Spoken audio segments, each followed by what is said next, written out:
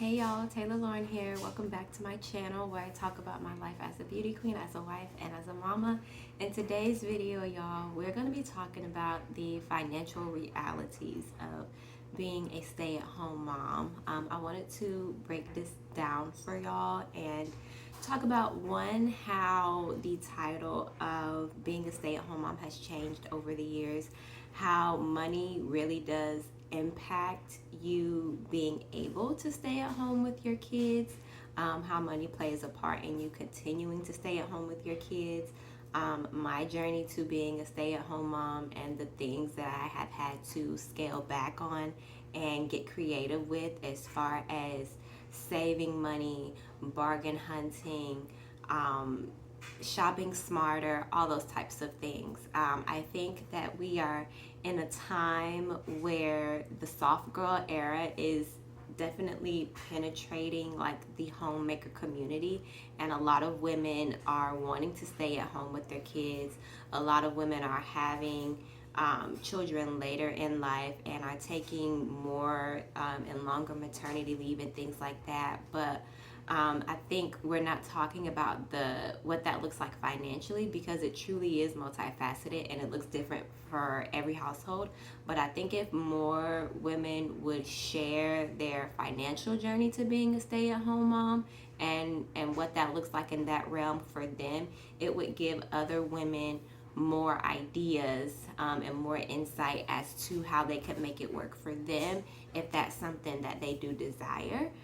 So that is my goal in today's video, is just to kind of share with y'all what being a stay-at-home mom looks like for me and what that journey has been like, how I still want that journey to progress and where I am now in that journey. So let's go ahead and get into the video.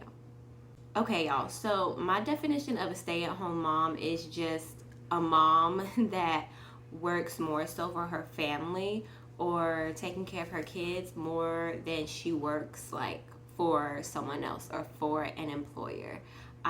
Currently, as a stay-at-home mom, I'm with my daughter most of the time. I work 25 hours a week. My daughter just started preschool a couple months ago, where she's in preschool 2 days a week for like 4 hours. And one of those days I do work for 2 hours with my employer. So back in the day, in like the 40s, 50s, 60s, women didn't really work at all.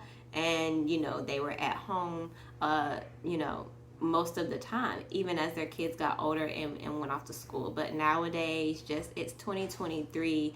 Stay-at-home moms have, small businesses. They work part-time. They may not work at all. They may be nannying and like have other children with them while they have their own kids with them. That's something that I've done as well. So it's so multifaceted nowadays.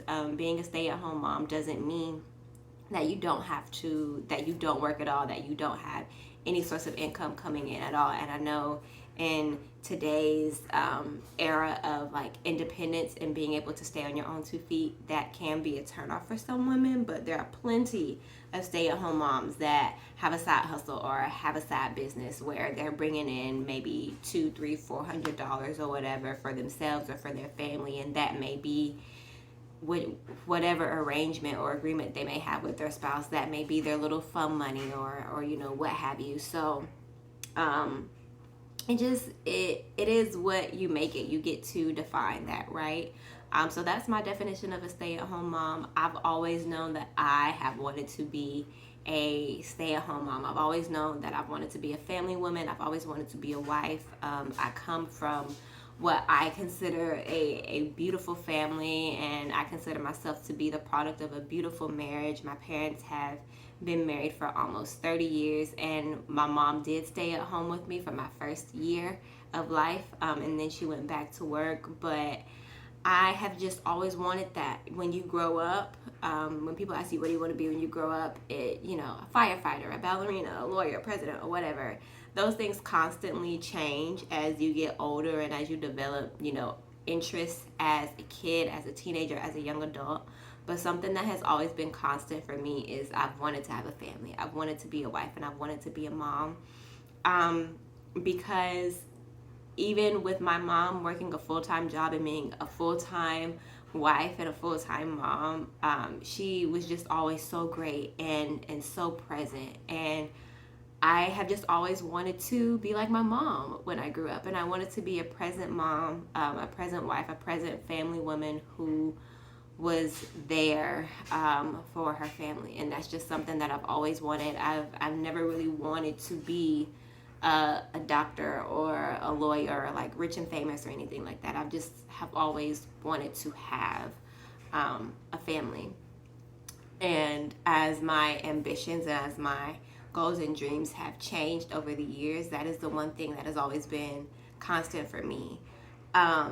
And I knew I wanted to be a stay-at-home mom because like I said, I've always loved kids, and I actually spent all of my 20s as a nanny. I was part-time nanny, I was full-time nanny, I was a live-in nanny, so I dedicated a lot of my early single development years into serving other families, helping them manage their households, helping them manage their children, and truly learning, being in training, so to speak, to have my own family. And when it came time for, after my husband and I got married, we got married and had our daughter in the same year. I knew that for me, I had spent so much time taking care of other people's children that I wanted to be as present as possible with my daughter. And for me, that looked like us being able to work our way up financially to me being able to stay home with her full time. So when I first had my daughter, I was working full time from home. It was very hard for me. Outside of nannying, that was my first traditional job. I had been a nanny for 10 years, from the time I was 18, about 9-10 years from the time I was 18 up until I was like 6 months pregnant with my daughter at 27. So nannying is all I had ever known. Any other job that I had, whether it was retail, working in a restaurant, I hadn't had that job for more than 3 months because it just didn't work for me. It wasn't what I was passionate about. I didn't enjoy it. I enjoyed helping people take care of their kids, and just the whole watching children grow and building relationships with them, building relationships with families, just knowing that I'm helping another mom have her household run more smoothly. It has always just been very fulfilling for me. So when I was working from home, I was working for a big healthcare company. I was essentially a work from home call center agent. The phones were very busy. And obviously, I was a new mom, managing a new baby, managing breastfeeding exclusively and all that good stuff. I was very thankful that I was able to be at home with my daughter all day. But at the same time, because I was working full-time for a very busy company, I was there with my daughter, but I wasn't present. So I did that for a year, worked from home for a year with my baby, then went back to nannying for about maybe 6, 7, 8 months, and then we found out we were pregnant with baby number 2. And I said, I can't continue to nanny as my family grows and as I have another child that needs my attention. It's just not going to work. For that about 6 to 8 month period, I was able to take Blair to work with me. I was very blessed to find families and work for families who were very understanding of me being a mom myself, and me bringing her to work with me and kind of building schedules that worked with, both my kids' nap time and their kids' nap time, and just, activities that expanded across all age ranges.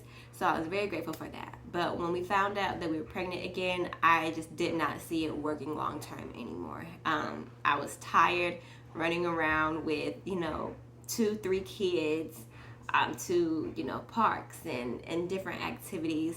And I just knew that it wasn't going to work. So I said, hey, I need to maybe scale back and find some job, work from home that I can do part-time. because I was working full time before when I was working from home, and then once I got back into nannying, I was working part time, and I really enjoyed working part time and just kind of staying under that 30 hours a week mark, especially because at this time Blair was starting to walk. She was becoming a toddler. She's very busy. She's about to be 2 in a couple weeks. So I was like, okay, I know at least until she starts like kindergarten that part-time hours is all that I'm going to be able to manage for myself, for my physical and mental health, and for me to not feel guilty about spending more time doing something else than I am with my daughter. And for me, the guilt was a big thing only because I had been a nanny for so long and had been around other people's children for so long. I'm not saying this to make any moms feel guilty about taking your maternity leave and going back to work full time. Most first time parents, their first they typically don't have that much interaction with anyone else's kid outside of their own. So I want to make that very clear. If you want to go back to work, if you're okay with going back to work full time immediately, that is totally fine. I just know it didn't work for me because of the occupation that I had been in before becoming a mom. So yeah, I was like, I have to find something part-time that I can do from home because I'm tired of running around town finding activities for multiple children to do. After that, we did miscarry. Corey and I do have a video about that here on my channel, but I still wanted to work from home because I needed that little bit of stillness and stability, and we are still kind of like deciding if we want to try to grow our family again. So I said, okay, in case we do, I'll have this, and then it'll just be good for my mental and physical health, and the whole plan was for us to work up to me being able to stay home full time with Blair out working or without having to bring any money home that we need, whether that meant us, saving, whether that meant Corey job hopping based off of opportunities being better elsewhere, those types of things. And so a couple months ago in August, I found a work from home job that was part-time hours, and it was a very hard job because it was very hard for me to find part-time work from home. A lot of it was full-time work from home, but I found a job now that I've been at for about 2 months that I absolutely love. And I started out at 23 hours. I worked my way up to 25. And as Blair is in school more, I'll be able to build up on that if I want. And it's been very flexible. A lot of my higher ups are moms themselves, with new moms at that, so they completely understand. And I really, really like working part-time. So much so that I'm very content with this. I don't think that I need to stop working at all. And this is just what it has looked like for me. I love being able to work from home. I love, being able to work while Blair is sitting next to me watching TV. And I think for me, the part-time work has given me a sense of purpose within my home, and then it gives me something to do like outside of my home, just to stay abreast on like my professional skills and all of that stuff. So much so to the point where when I do get to the point financially where I want to work on growing my YouTube channel or a blog or start competing again, I will keep this job in my back pocket for income purposes. But it has been great. I think that if you want to be a stay-at-home mom, work part-time. If you're kind of stuck between working full-time and not working at all, part-time is a great happy medium. I love it. It has just been a complete shift for my mental and for my physical, and I work part-time. I work starting in like the afternoon, like 1 o'clock, 2 o'clock, so I have the whole morning with my daughter, and we can go to the park, and I can go get groceries, and we can do a little bit of shopping, and then by the time my shift starts, it's her nap time. She naps for 2 hours, and she's up for like the last 2 hours of my shift, and then my husband comes home and we can have family time and dinner and bath and bedtime, and it's just been a really, really smooth transition. So that has been my journey to being a stay-at-home mom and what it looks like for me.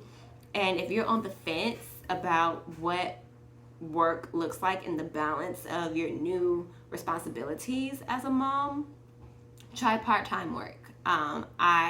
It's just been really good for me. It's just been a really good balance. So I hope that it works out for anyone else who's wondering and who needs that insight.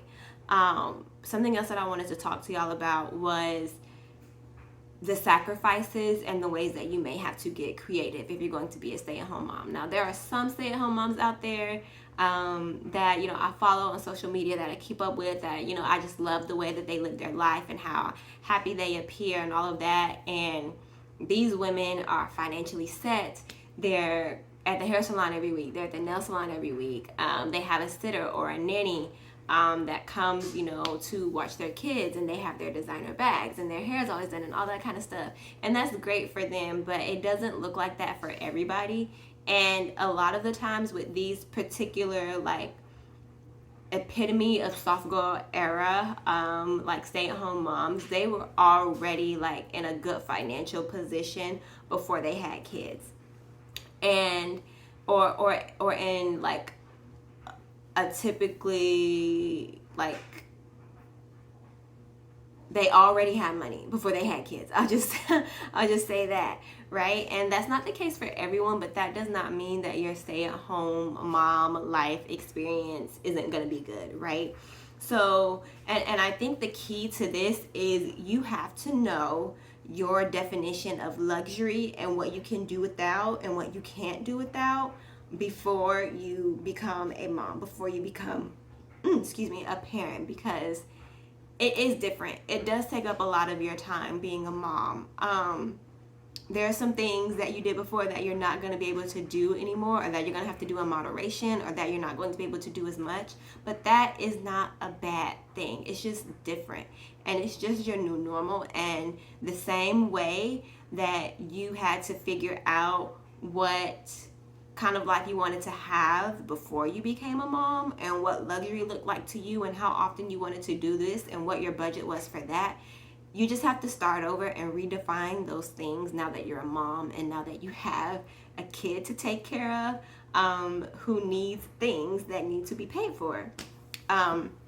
So yeah, and I think before I became a mom, I was pretty chill. I was pretty laid back. I didn't go to the hair salon a lot. I did go to the nail salon and get waxed like once a month, but I was pretty chill to begin with. I didn't travel a lot, didn't go on like too many vacations. So life now for me as a stay-at-home mom isn't too much different. I would like to travel a little bit more with my family, but it's not like a big like difference. It's not like, oh, I really want to do this, but it's like, oh, now that Blair's getting older, it would be nice to take, you know, more beach trips, or do this or do that, so we can build those memories with her. It's not because I'm missing something that I used to have, or that I used to do all the time, if that makes sense. So I think knowing your definition of luxury, and knowing your, like, I have to have this has to be a part of my life, and this consistency or this schedule will be good, and you knowing like what is worth sacrificing in being a stay-at-home mom. You know, there are some stay-at-home families, they don't go out a lot. They may not go on vacations a lot because they have to be really tight and really intentional with their money and with saving. Like, everyone has a budget, everyone has a number that makes them like cringe a little bit, you know. I don't care how much money you have. So I think that is a key in knowing if you're going to be a stay-at-home mom, because the reality is, when you're a stay-at-home mom, that's less time for you to make money elsewhere. So unless your spouse is doubling that money, or if you're able to maintain that money by, you know, working from home, or through starting a business or what have you, something has to decrease, right? So it's just important for you to be thinking about that. I think when you become a stay-at-home mom, it puts you in a position to do one or two things, and that's scale back financially or get creative financially, or both. And as far as getting creative, starting a business, selling stuff, making stuff, putting your baby's clothes or your clothes on consignment after they've outgrown them, utilizing Facebook Marketplace for better deals, bargain hunting, shopping at Costco's or Sam's, getting stuff in bulk. Like, there are just different ways that you can save money, and make money, when you're on a budget, and when the income is decreasing because you want to take care of your children, or because it just works out better for your family because childcare is expensive. Even if I was working full time, we still could not afford full-time childcare for Blair. So it was something that, being a stay-at-home mom is something that I wanted to do, but it's also something where if I didn't want to do it, we would probably be forced into that position anyway because of the way childcare is set up, price-wise. So yeah, y'all, I mean, that's pretty much all that I have for y'all. I just wanted to share my journey to being a stay-at-home mom, hoping that it gives you insight. And I think just when you and your family are making this decision, the two things that you have to think about is, what does luxury look like for you, and what are you willing to sacrifice? What are you willing to not sacrifice? And what are you willing to do to get creative to bring in additional income if that's something that you and your family decide that needs to be done? I'm not really going to go into more detail on different ways that you can make money as a stay-at-home mom, because there are a plethora of videos like that here on YouTube. But yeah, I hope this was helpful. If you want to be a stay-at-home mom, you don't have to always have your hair done. You don't have to be going to Starbucks every day. You don't have to always have your nails done. Your kids don't always have to be in designer clothes. Your nursery doesn't have to be custom designed. Like, do it in the way that makes it work for you, especially if those are things that are not your style anyway. Like, don't get mad at another stay-at-home mom for going to Starbucks every day if Starbucks is not your thing. Like, that's her thing. That's what she likes to do. Do things that you like to do as a stay-at-home mom and that make you feel happy and that are, mom luxury for you. Mom luxury for me looks like a day at the park with my daughter. We love being outside, and then coming home and snuggling up with our favorite blankets, eating some fruit snacks, and watching Despicable Me.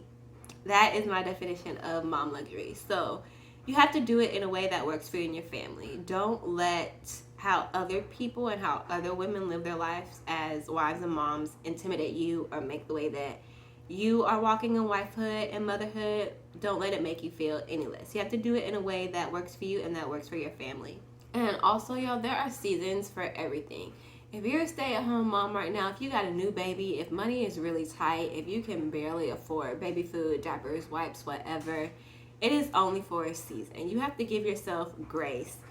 You've never been a mom before. You've never been a stay-at-home mom before. So give yourself grace. Do the things that you can do for your family. Bringing in money is not everything. In some cases, it works out better financially for you to be at home with your kids than for you to be out making money. So do what you have to do. Trust in God's provision, and everything is only for a season. It will get better. You will be able to produce something out of this. You will be able to contribute what you need to contribute to your family. And there's more for you to contribute to your family outside of bringing in money. You are taking care of your husband, you're taking care of your house, you're taking care of your kids, and that is invaluable, and that is a God-given job. So when you are feeling like you're not doing enough, as we often do as wives and as moms, take a step back, give yourself grace, and just be in the moment, and everything that needs to happen for you will happen, and y'all will be okay. The bills will get paid. You will be purposeful. Things will get better. It is only for a season. So I hope y'all enjoyed this video. Do wifehood and motherhood on your terms, and I will see y'all in the next one.